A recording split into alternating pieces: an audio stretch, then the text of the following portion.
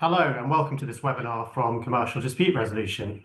My name is Andrew Mizner. I'm the Editor-in-Chief of CDR, and I'm pleased that you've just joined us today for this discussion on securities litigation in the UK, how the reliance question affects claimant and defendant strategies. I'm delighted to have been joined by two leading experts to take part in that conversation, and I'll introduce both of them in a moment. But first, a short introduction. This session is being recorded and will be available to view afterwards, and there'll be further coverage on the CDR website. There will also be an opportunity for you, our audience, to ask questions at the end. But first, as regular readers to CDR will know, securities litigation has begun to take off in the UK. While the US was, and still is, the main home of securities litigation overall, in 2010, the US Supreme Court forced investors who hold foreign securities to look overseas when bringing their claims. And in the past decade or so, starting with high-profile claims against Tesco and then RBS, there's been an increasing trend to bring these cases at the High Court in London.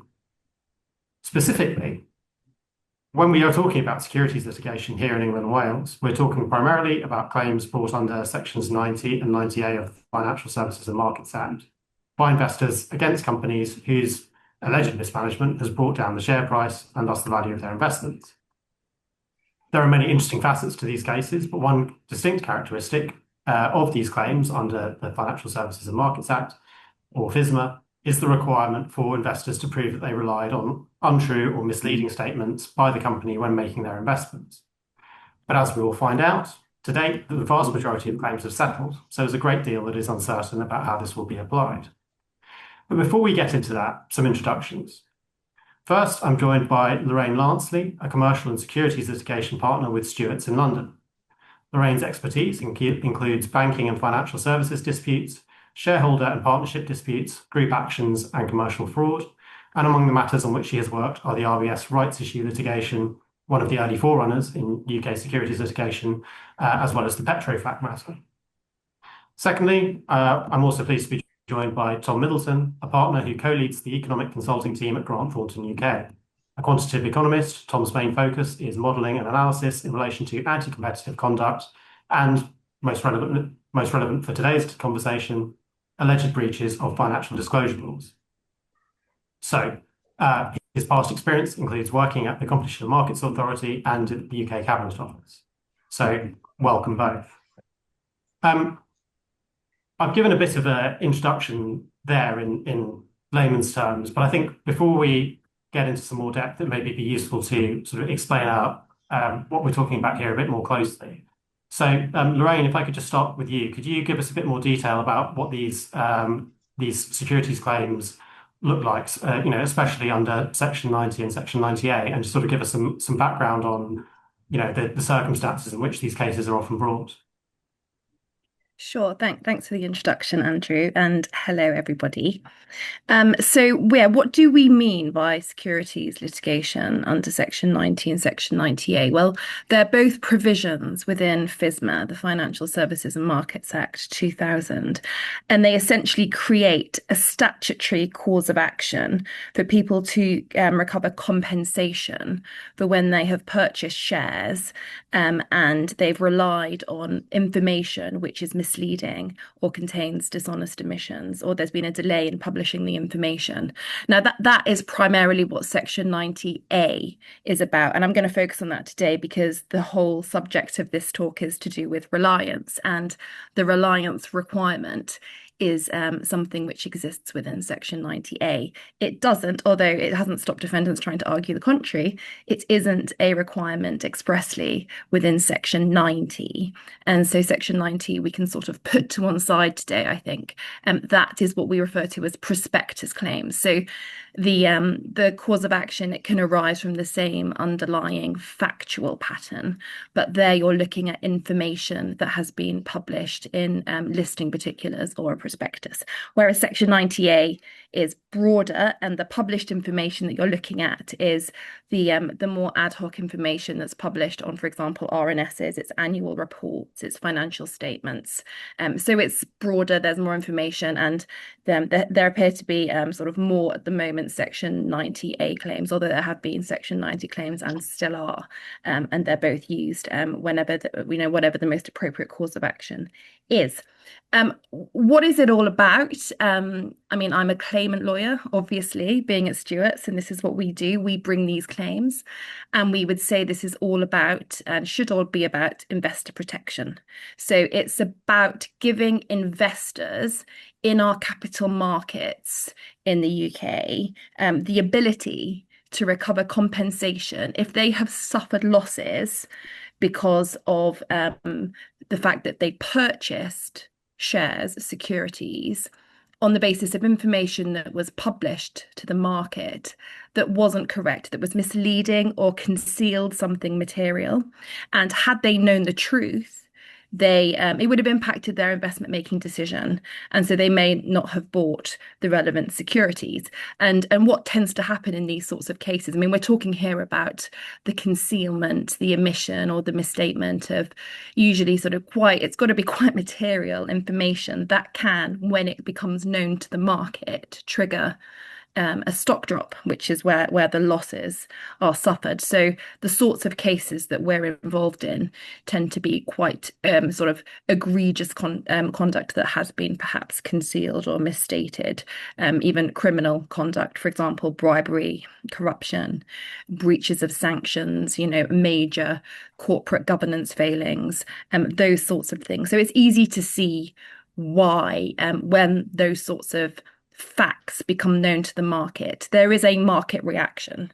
The price can fall, and therefore investors can suffer losses. So that's what the statute's trying to do, is trying to give a course of action to be able to get compensation for those sorts of losses. I mean, there are other sort of more broader, sort of loftier aims, as I might describe them, in terms of perhaps helping to encourage sort of more integrity in the capital markets and sort of create a deterrent. It's the corporate governance effect, it's the G in ESG.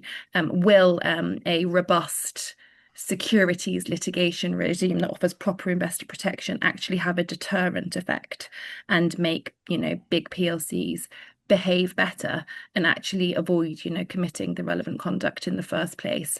The whole aim is that we would hope, and certainly this government is trying to bolster our capital markets, because it's obviously good for Great Britain PLC to have people investing in the UK capital markets. And if you want to do that, you want to know that if something goes wrong and if directors behave badly and cause you losses, that you're going to have a way in which you can, have a remedy and compensate yourself for that. So that's all about sort of integrity in the market, knowing that disclosures will be made promptly, timely, fully, and that if they aren't, you will have some recourse. So that's what we mean, Andrew, when we talk about securities litigation. Yeah, thanks for that. And just to stay with you for a moment. So yes, you zeroed in on sort of the reliance aspect there, and the fact that it's the Section 90A side of it. So just can you just give us again a bit of a overview of what that requirement is, sort of in this context? Yeah, so there is a reliance requirement in Section 90A. The actual statutory wording is set out in actually Schedule 10A. So we refer to Section 90A FISMA actions, but actually now, since amendments were made to the statute, if you go to Section 90A, what you see is it sort of cross-refers you over to Schedule 10A, and that's where the relevant wording is contained. And the key provisions are, there's paragraph 3 brackets 1 of Schedule 10A, and that states that when an issuer is liable to pay compensation to investors who have acquired, continue to hold, or dispose of securities, they must do so in reliance on published information. And then at paragraph 3.4 of Schedule 10A, it goes on to say that a loss is not regarded as suffered as a result of the statement or omission unless the person suffering it acquired, continued to hold, or disposed of the relevant securities in reliance on the information in question, and at a time when, in circumstances in which it was reasonable for him to rely on it. So there's a sort of additional reasonableness requirement in there. It's reasonable reliance that the statute is requiring. And so it's an express requirement that investors have to grapple with. It's something that, you have when you're pleading these cases, you have to be mindful of. And I think one of the reasons why we're here today is it's incredibly uncertain as to what that actually means. The starting point is that you go to the common law of deceit, which has sort of the inducement, the reliance requirement there. And you say, well, perhaps that is what Parliament intended when they put that reliance requirement expressly into the statute. But the wording it's slightly different to sort of the common law position, and it has got this reasonableness requirement in there. So there are arguments that perhaps it's something different. And as lawyers love to do, there's ample debate about what reliance actually means. And I know we're going to come on to talk about it, the sort of the lack of authority on all of this, but that is the key issue here. We've got this requirement. We've had some first instance decisions that have given us some sort of discussion as to what it could and might mean, but we haven't had any final judgments in any of these securities cases. Reliance is just one issue that we have no final judgment or determination on, which is why it's such an interesting area to be involved in. It's sort of evolving as we go, which is really exciting as a lawyer, but it does mean that there are interesting arguments to be made and there is uncertainty.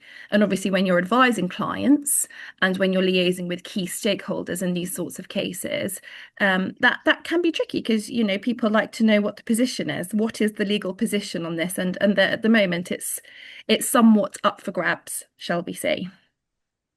Yes, I think there's going to be more to discuss on that in a moment. But thanks for that. And Tom, for you, when starting to look at this requirements for reliance, what are the things you're first looking at? Maybe we'll come to the evidential side in a minute as well. But for you, how would you? Is there anything else you want to sort of explain about that, or are there things that you start to have a look at when you're considering this requirement up front? Yeah, I mean, there's a spectrum of interpretations of the reliance requirement that are direct consequence of that uncertainty and lack of precedent. One of the more extreme versions of it would be that you need to demonstrate that an individual investor has picked up the report that contained the misstatement or omission, engaged with it in a meaningful fashion, and then can also evidence that they used it to inform their decision making. All of that is inherently factual evidence, so the scope for expert involvement in that is somewhat limited. But I think the point that I would make is how consequential it is for who can participate in these claims. So if you think about what that more stringent interpretation would mean, it would mean that anyone who is participating in tracker funds, investing in a way that they're not making individual decisions about specific companies when they're making their investment decisions. How do they go about demonstrating reliance within that framework? That's a very difficult thing for them to do. Similarly, there's been a huge increase over the years in sort of algorithmic trading and arbitrage-based trading, which again, how do you demonstrate that a model has relied on a report in informing its decision making? And these are all really interesting questions, ones that we don't particularly have answers for, which is probably disappointing from an audience perspective. But I think where you end up on that spectrum from requiring someone to sit down, read the report and show that they used it in their decision making is an important thing, because if you can contrast it to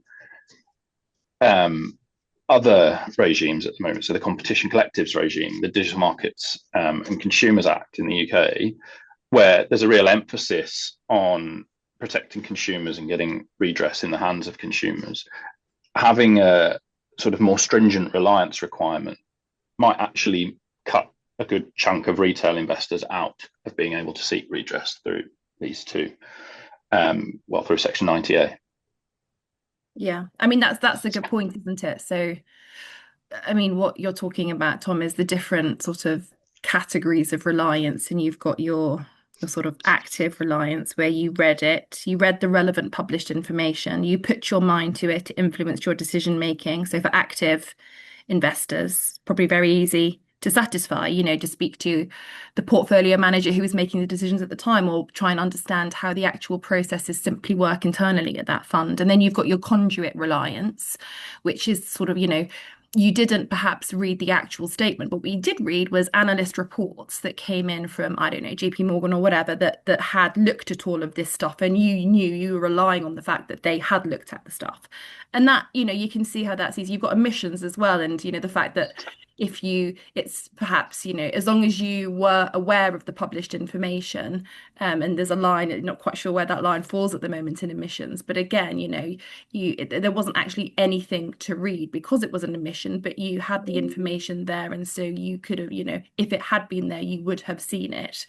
That's all right, clear. But then you're talking here about this third category, which is applicable to perhaps fully passive investors, algorithmic funds, index in funds, where it is people refer to it as the fraud on the market stuff, or I think sometimes we refer to it as price or market reliance, where you are relying on the fact that the market as a whole has received this information. It's out there, it's in the public domain, and that it sort of impacts and influences the actual price of the shares, because that's what happens in an efficient market. And you can probably explain this much more beautifully in your sort of econometric language, Tom, given this is your area. But it's the efficient market theory, which I understand is very, supported by the academics. This idea that if you have a efficient functioning market, which we would say the London Stock Exchange absolutely is, there's certain numbers of trades that happen regularly, information is out there quickly, and especially with the algorithmic funds, surely that is only making these things more efficient in terms of reaction. Well, shouldn't we be able to rely on that price as reflecting the published information out there? And wouldn't that be more in keeping with actually reality and the modern world, and a huge section of the investment community? I mean, I think it's at least about a third now of all investors are index funds. So to not allow that sort of reliance, where an investor can't do anything more because of the nature of the way it trades, in order to prove the reliance, do anything more than say, well, we simply relied that the market reflected the true price, you're going to be depriving that whole area of investors any sort of remedy. And to go back to your point about consumers, we're not just talking here about the big bad obviously that's not my view, investors that make loads of money, and it's all right, they know what they're getting there, it's all comes out in the wash. We're not talking about that. We're talking about a world where we're all being encouraged day to day now, but particularly by this Labour government, to put money in your ISAs, your stocks and shares ISAs, invest. It's really good for the UK's capital markets. It's a policy, as we know, a direct active policy of Rachel Reeves to do that. So, it is real people, consumers, who are investing as well in these index funds, who will be suffering as a result of there being a complete lack of ability to prove reliance if claimants are deprived from ticking the reliance box by arguing for market price reliance. And we know from looking at other jurisdictions that that's not the case, for example, in the US, and I think Australia as well. I think that this is, you probably know more about this than me, Tom. I think you're pretty compelled, aren't you, by the fraud on the market position as one that's totally legitimate to run? Yeah, I think it is a matter that you have to look at on a case by case basis. There's factors that you'll consider, but for companies that have a large market capitalization, really widely traded on multiple trading venues, I think it's a fairly reasonable starting point at the very least. And I wonder if it's worth sort of stepping back and being quite specific about what we mean by sort of the efficient market hypothesis and what it means for reliance. So please. So essentially what the efficient market hypothesis is saying is that the price that you observe of a share is reflective of some degree of information. And there's different extents of market efficiency. So the highest level would assume that the price that you observe on the market is reflective of all public and private information. That's very rarely argued for.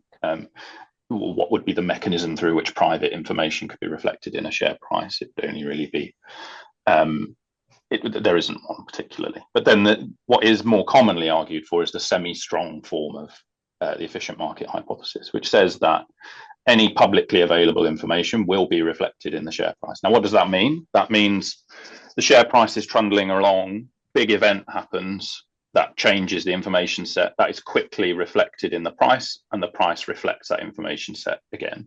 And why does that matter for reliance? Well, if the price is reflective of all publicly available information, it's reasonable for me to rely on that price as providing me guidance on what the current state of the company is, and that almost the market does have integrity. That's what that gives you as a starting point. So if there is a significant piece of information that's in the public domain that's already reflected in the share price, I can rely on that share price to inform my decision making. And therefore, if there's information that hasn't been made public and therefore isn't reflected in that price, that can give rise to loss. So it lowers the evidential requirement significantly for reliance if you have market reliance. All you'd have to prove in that scenario is that the market is semi-strong form efficient, which is a very well, you can do that quite. There's common steps about how you go and look at market efficiency. And once you've established that, you only then need to show that the information was not in the public domain and it had an impact, and you can work through to quantification. So it's a significant barrier. Evidentially, it also changes the composition of the groups that can claim, right? So we've just been talking about passive investors, people investing in index funds. It opens the door to them being able to demonstrate reliance. Yeah. Okay. And is that bearing in mind that, parties who are maybe used to litigating in other countries will have therefore been more used to fraud on the market? Is that a deterrent to bringing claims here in England and Wales, that there is this different standard, or that it is a slightly higher bar, or does it have any other impact on on litigants when they're bringing claims? I don't know. Do either of you have a view on how it does impact on people who might be used to fraud on the market? I would say the uncertainty can sometimes give pause for thought. As with any sort of uncertainty. We don't have a funder on the panel today. It's an interesting question to put to sort of a funder, third-party funder stakeholder. To what extent might that impact your decision to invest in a claim? In terms of clients, might it give them pause for thought because they think, well, I'm vulnerable to an early strikeout, or at least the attempt of an early strikeout or a reverse summary judgment if I participate in this claim when it's currently uncertain what the reliance position is and whether or not we can argue fraud on the market. So uncertainty can perhaps dampen appetite, although I think, my response to that would probably be, funders and clients are commercial. You can imagine a situation where a funder, being a commercial party, would potentially hedge their bets by ensuring that there's a sensible balance of different types of reliance clients within a book of clients. If you're talking about a big group, that would be a very sensible way to go about it. If it was a concern, there's also the factual arguments that come into how do these cases actually pan out? When does reliance become an issue? Now, we can't avoid the fact that there is always scope where there's uncertainty for strikeout and summary judgment applications. And we saw that in Barclays and in Standard Chartered, and there were a flurry of them actually following the Barclays decision, although that's all quietened down at the moment. But still, reliance, and again, this is always a moving feast in securities because everything's evolving live. But at the moment, and it's very much up for debate given the actual ongoing today Entain CMC, where this is one of, I think, the agenda items for the court to determine where reliance sits. But at the moment, the position is that reliance tends to be a trial two issue. It's more of a claimant issue, and the way that these cases have been case managed is on a bifurcated basis, where you have the more defendant type issues dealt with at trial one, and you have the claimant issues dealt with at trial two. And we've never actually got to trial one, let alone trial two. So how live is this reliance concern? Can you think, well, we can just kick the can down the road? I don't know. That might impact some people's decision making. Of course, you still have to do some stuff. There's still the requirement before trial one to be categorizing the claimants into what type of reliance category do you fall into, which could, again, bring on a strikeout. There's also the fact that you may have to do reliance pleadings at an earlier stage. The fact that there's only, at the moment, we think, on the basis in which these cases are being case managed, only sample clients to prove reliance. Again, all of these things may weigh into the balance as to how comfortable someone might be if they can only plead fraud on the market, whether or not they're still up for it. But I would very much hope they were. I mean, we feel quite strongly that these types of claimants should absolutely have a right of redress in these circumstances, and it's something absolutely worth fighting for. And we've seen in the case, or we're going to come on to talk about where the case law is at, but there does seem to be optimism in the air in terms of the sort of the recent judgments that's come out. And I'm referring to the Privy Council judgment that came out at the end of last year, which could be interpreted as good news for index investors in the future. So yeah, I think hopefully it's not going to put people off entirely. It would be sad if it did, because that would really undermine the whole purpose of the statute, as I mentioned, which is meant to be all about investor protection. I don't know, Tom, if you have any differing views on that in terms of when you are, coming at it from the expert side, and whether or not people are concerned and potentially put off. Yeah, I think it's an earliest.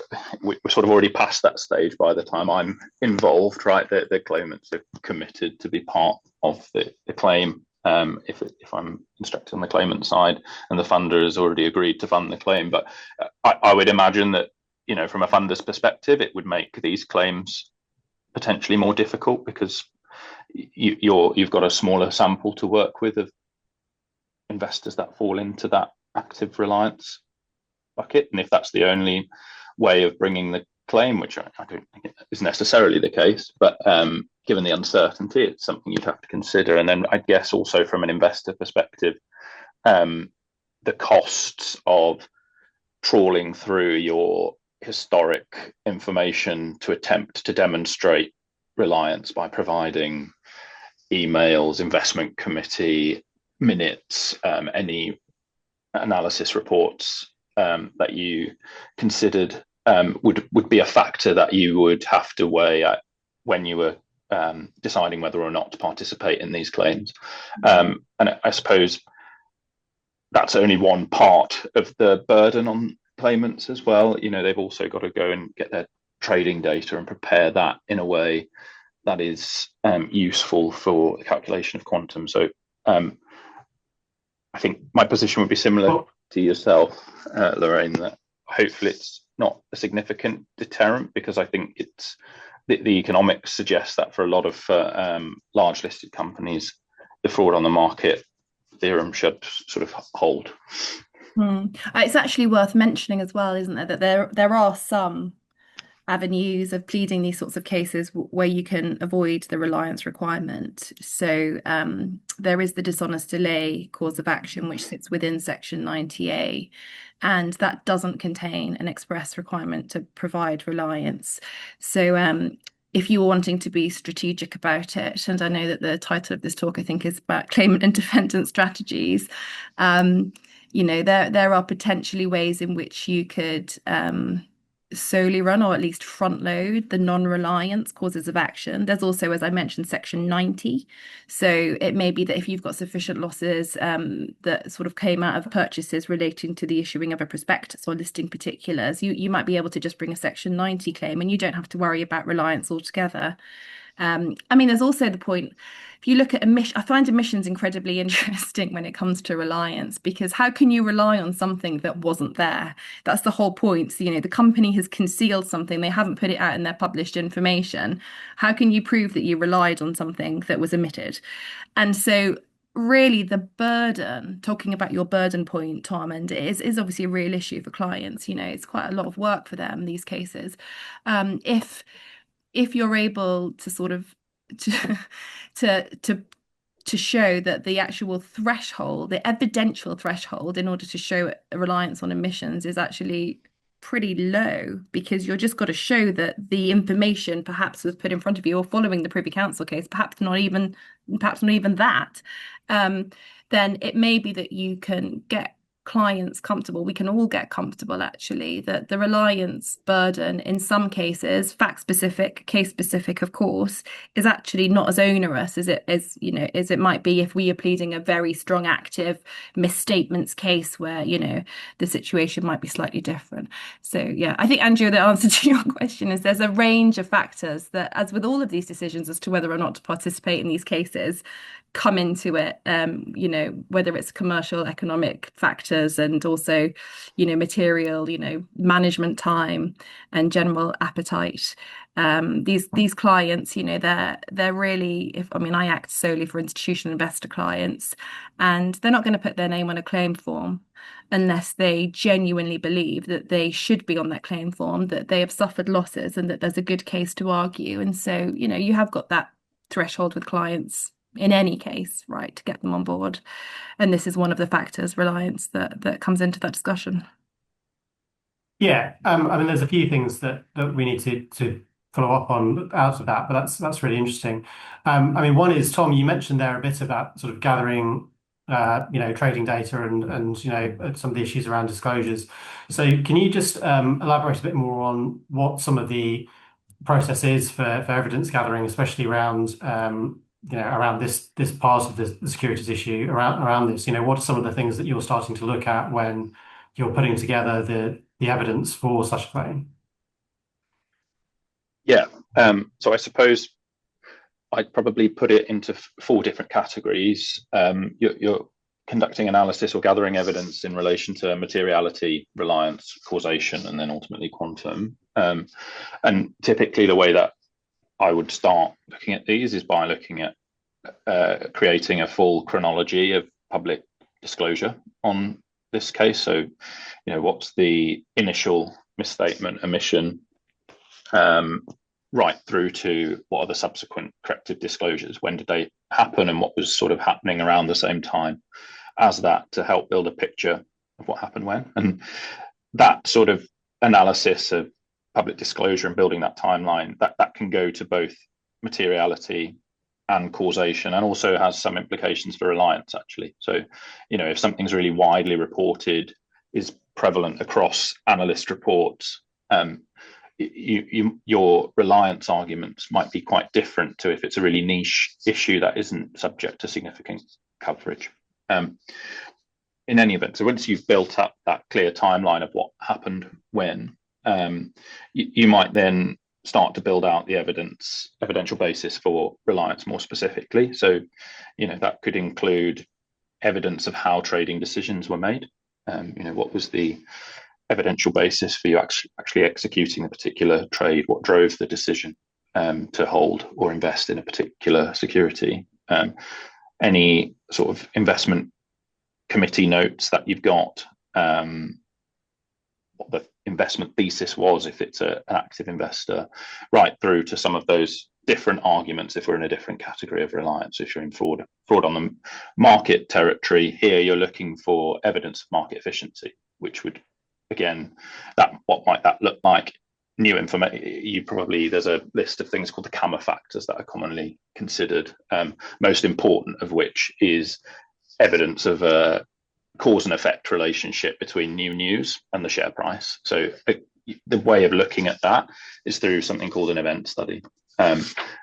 And that will come back to again for the actual quantification. But what the event study is trying to do is tell you what's the relationship between the share price of interest and some comparators, so that you know the normal relationship between those things. And then you look for days where there's new information. And if on that day there's an abnormal return, so a change in the share price of interest that can't be explained by the model, that would be evidence of a market response and consistent with a cause and effect relationship, and therefore consistent with market efficiency. So just going through all of that description, you can see there how the event study analysis is actually useful across all four of those pillars that I mentioned at the start. So if you've got a corrective disclosure where you're telling the market that you've done the thing that's giving rise to the claim, and there's a significant drop in the share price, that suggests that it's material. If you're arguing that, typically speaking, an earnings surprise has a causal effect in a direction that might be expected for it to have, that's sort of demonstrative of reliance from a fraud on the market perspective. If your event study is telling you that the change in the share price is caused by the event that you're looking at, the corrective disclosure in question, that obviously goes to causation. And the event study will also tell you the magnitude of that drop, which is useful in quantum. So that is the key driver typically in these cases when you're arguing under the inflationary methodology. And now returning to the recurring theme of this webinar, that there is no certainty on what the right quantification method is. So I've mentioned there the inflationary method, where you'd use an event study to figure out what was the extent of artificial inflation, how did that change over time, and from that you can calculate loss. That's not the only method in town. So you might look at a rescissionary method, and what the right method is depends on a case-by-case basis.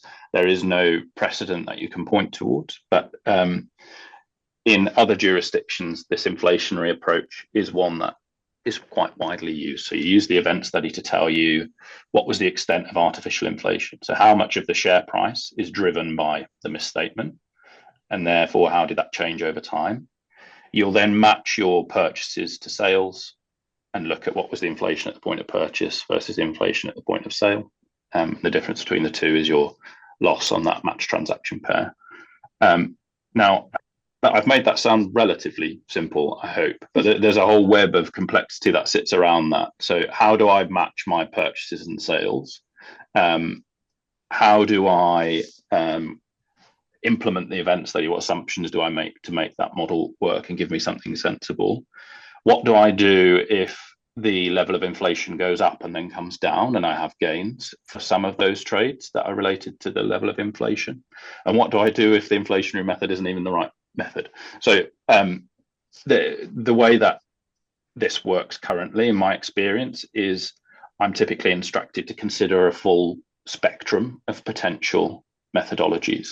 And then, that's as far as we get at the moment, because none of these have ever gone to trial. But it's really interesting. And there are some interesting econometrics questions in there, and there's some quite complex data issues quite often in the trading data. So it's a recurring challenge here that, you're looking at investors, perhaps their investment decisions that they've made many years ago, and you need to get the trading data that sits with that. Each investor has its own way of collecting and maintaining its trading data, and the fidelity of that data varies quite significantly. So that can actually often be one of the biggest challenges in these cases, in my experience, is getting that data into a usable state to then calculate the quantum.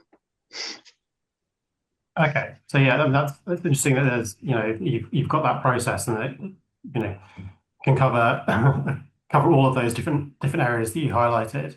And I suppose that that will evolve over time. I would presume as we get maybe some more answers about how this process is going to play out. I was just going to say, Andrew, about Tom's comment about how none of these has ever gone to trial, so that's where it sort of ends.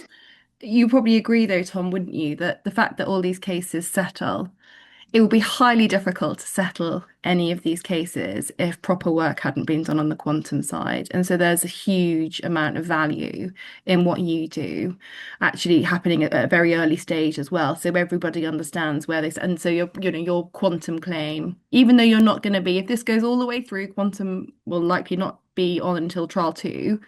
It's very important for a number of reasons, but also if this is going to end up in some sort of settlement at some point along the way, to be able to articulate with credibility your quantum position. So it's critically important. And the fact that, yeah, you haven't yet had chance to get in the box.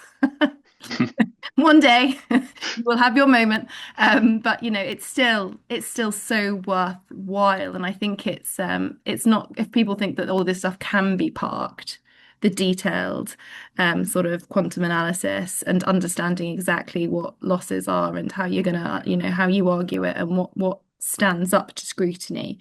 If you think you can't engage with that at the beginning, you don't have to until later. I think it's unhelpful and it's dangerous, really. It's the best thing is to get up to speed as quickly as possible as to what the correct quantum position is and get that data, especially because, data disappears. The quicker you can lock down this stuff before, they have a big system update and, so much the better. Yeah, I'm certainly not going to disagree with you about the need for early expert engagement and quantum analysis. I thought you might say that. But yeah, I mean, I struggle to think how else you would frame a settlement meeting if you didn't have the benefit of a really robust quantum analysis that was underpinning your position.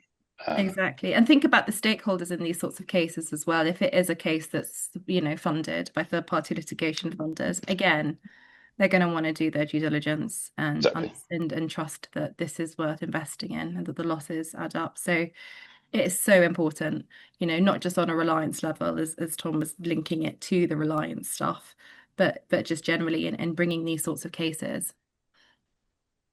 Yeah, and I'm mindful that you mentioned, we've mentioned a lot of the uncertainty on case law, but Lorraine, you sort of previewed that a little bit. So I think what's the current situation there then?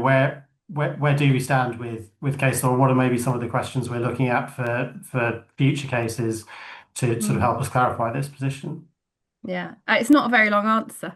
There's not really much out there. I mean, we've had no final judgments, as I've said. We have had two cases that everyone will have heard of. They were I think the hot topics of, was it last year or the year before? Lost track of time. Barclays and Standard Chartered.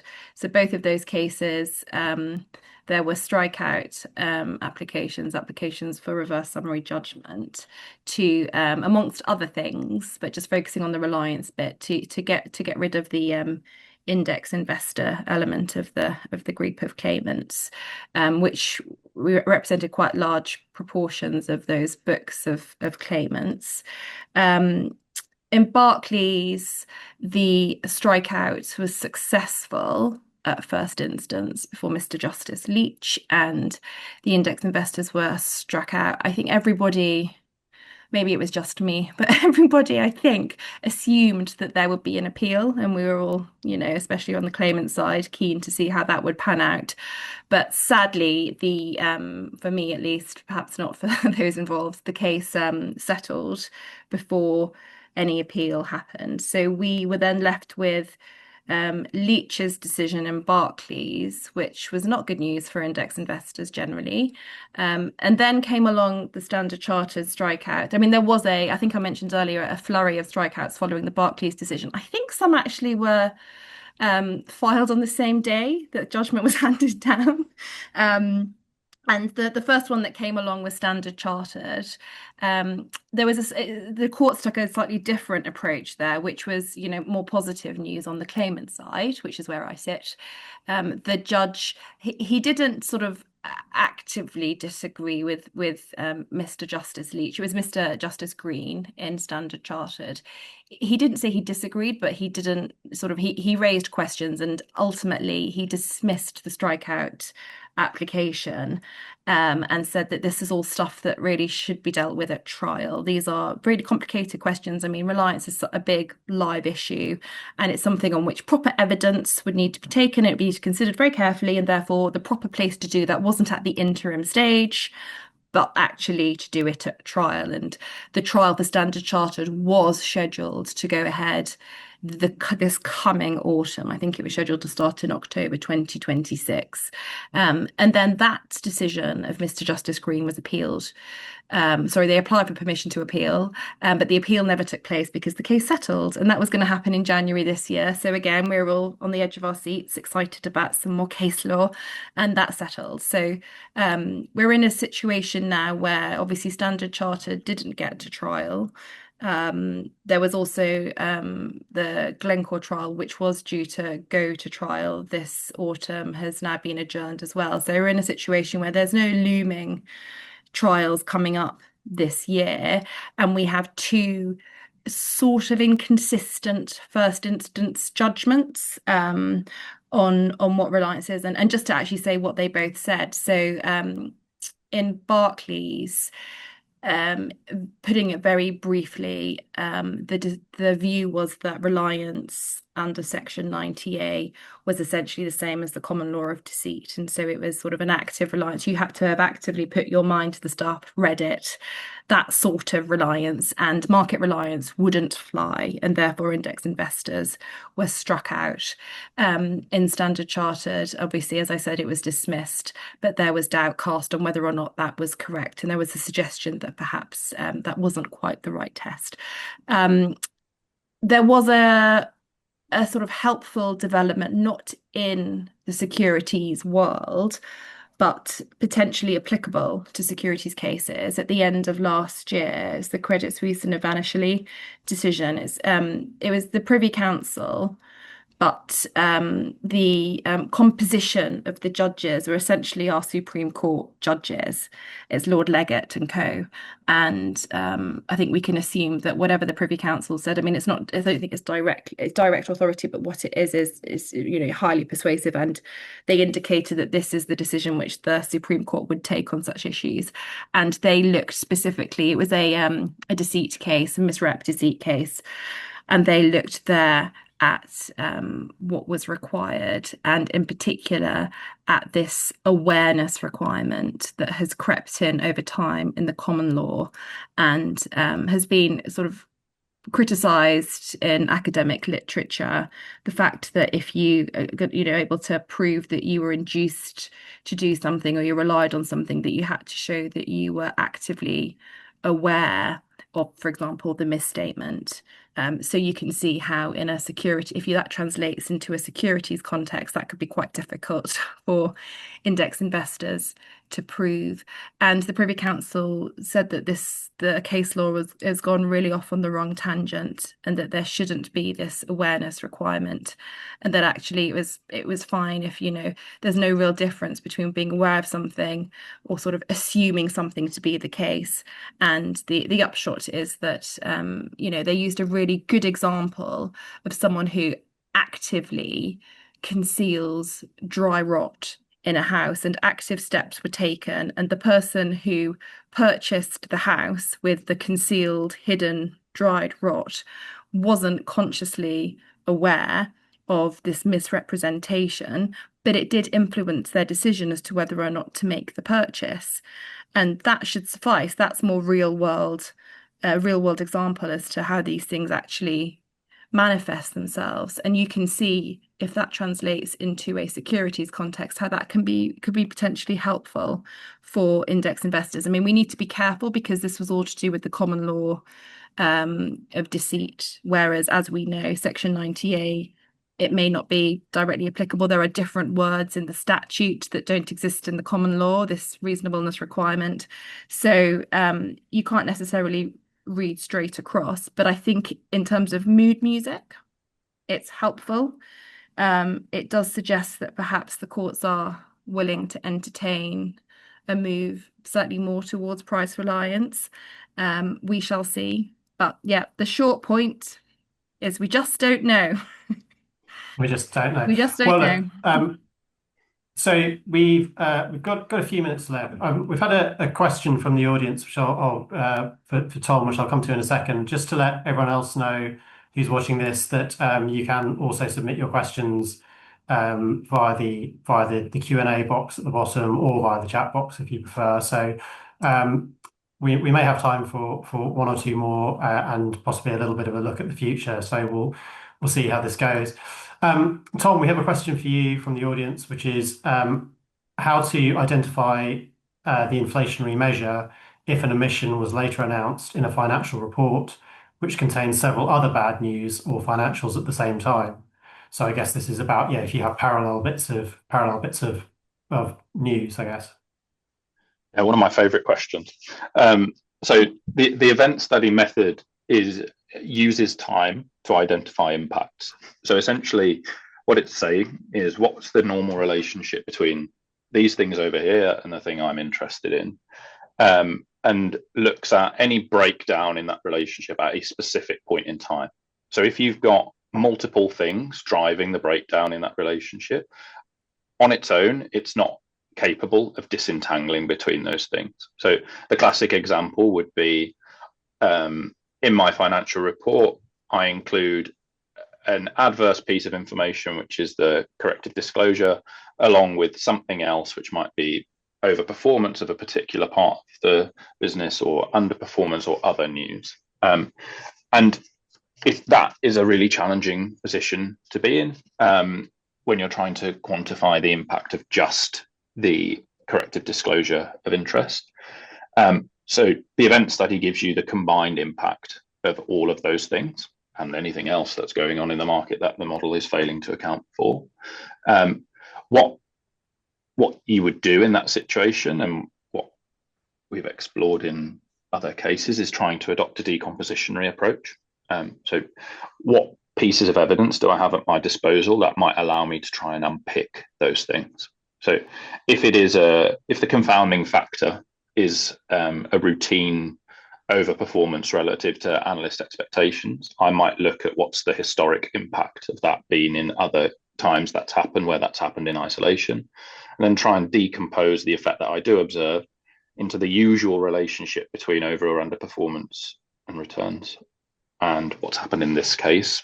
And therefore, whatever's left over, I might think is a reasonable estimate of the impact of the corrective disclosure. So short answer is, the event study doesn't deal with it very well. There are things that you can do to try and move it in the direction of dealing with the confounding.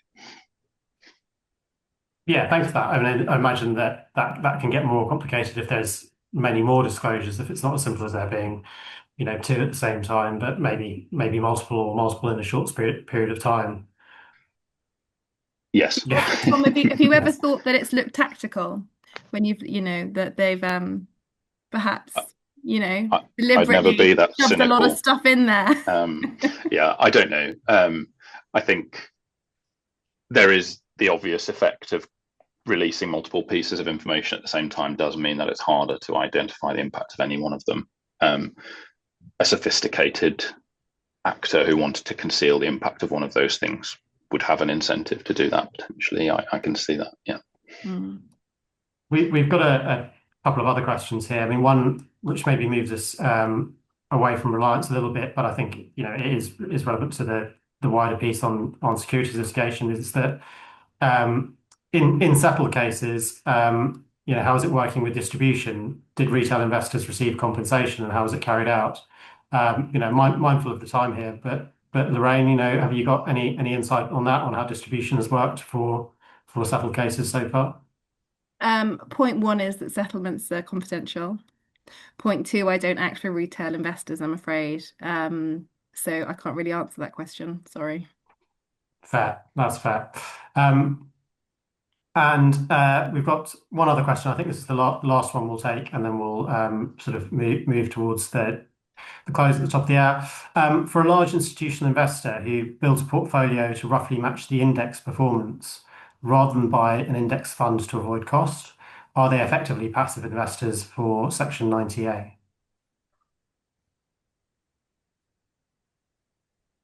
That's a good question. I mean, they're passive. It all depends on what they would be able to show in terms of reliance. So I guess, evidentially, factually, what information do they use in order to make their investment decisions? And so passive means that I think it's almost removing a human from the chain in a way, potentially, although there's always going to be a human somewhere. It would definitely turn on the facts. I'm sure Tom's answer would be something similar to that, but you'd have to have a look at exactly. I mean, passive means that you're not actively considering this stuff. There's no active decision making that goes on where you're looking at it and there's a person, a human, deciding whether or not to invest. And so it sounds like if you were doing it yourself in order to mimic an index fund, it sounds like there would be some active strategy in there, but I'd have to probably understand a bit more about it. Yeah, I suppose that, as you said at the beginning, it would be driven by what's the investment thesis. If it's just, I want to recreate the index and I always want to just have what the index is doing, and that's the only driver, and I don't look at any other information, would that feels potentially in the category whereby you're not having active reliance on the published information of individual companies. Yeah. But yeah, as you said, depends on the facts of that specific, how the investment decision was made. Of course, I think we're always going to come back to that, aren't we? No, look, we've got maybe 3 or 4 minutes left. So just before we wrap up, is there, bearing in mind that I think, as we've heard from Lorraine, there's nothing imminently on the horizon in terms of case law on this front, although as ever, we can there may be new filings around the corner that we're not yet aware of. So is there anything else we should be keeping an eye on at the moment in the I guess medium term future? I mean, Lorraine, you mentioned the policy side of this, whether it is in investors' interests for this to be the state of affairs, and whether government should be involved any further. Is there anything we should be looking out for on that front, or any other aspects of this that we need to keep an eye on as we move move into next year and beyond? I think, well, first of all, on what's coming up on the horizon looking forward, whilst we don't have any trials listed for this year, as far as I'm aware, we do have some case management hearings taking place, which are relevant to the reliance question. So as I mentioned, I think the Entone CMC is happening this week, and there's a debate there as to whether reliance should be a trial 1 or a trial 2 issue. We don't know what the outcome of that is yet, but we know that in the Boohoo CMC that took place earlier this year, Mr. Justice Green, I think, I mean, I wasn't at the CMC, so I haven't had the benefit of seeing reading the mood music in the courtroom itself. But from what I've heard, the impression very much is that Mr. Justice Green is keen to grapple with this reliance issue. Is something which I think has perhaps his interest has been sparked following Standard Chartered. And so he has, and Boohoo is a slightly different case. I think it's much smaller. I'm not involved in it. But reliance has been ordered to be a trial 1 issue, I think, so that perhaps Mr. Justice Green can grapple with some of these issues sooner rather than later. And so it seems that the courts, the judges are aware of the issue and are perhaps keen for there to be something on it, and are sort of almost manipulating the case what we expected to be the standard order of events in terms of case management in order to get this on perhaps a little bit earlier. So I would absolutely be watching this space in terms of where these issues are actually going to be heard, and it might be that they come on sooner than we expect. And then in terms of policy stuff, I mean, you're right. If we end up in a position, once we do have some decisions, where a huge chunk of the investment community don't have a right of recourse, where they've suffered losses due to the behaviour of directors, then that's not a great place to be in. And I think at that point we need to be having a look at why this isn't working and why the regime doesn't have proper teeth, and what changes could be made. There's lots of areas, I think, of the statute that could do with some further consideration by Parliament. I think emissions needs clarifying. We haven't gone on to talk about dishonest delay today, except to note it doesn't require reliance. But again, that's another area where I think clarification is needed. So looking to the future, I think it will be interesting to see how this sort of cause of action evolves over time, to make sure that it is actually fit for purpose as an investor protection regime. Yeah, and Tom, for you, anything that you're looking at that's coming up? No, I think some degree of certainty would, I think, be helpful, even if just to trigger the policy debate that Lorraine's just outlined there, and sort of to have these things as a conscious decision rather than an artifact of the way it was initially drafted, I think would be massively helpful and actually quite important.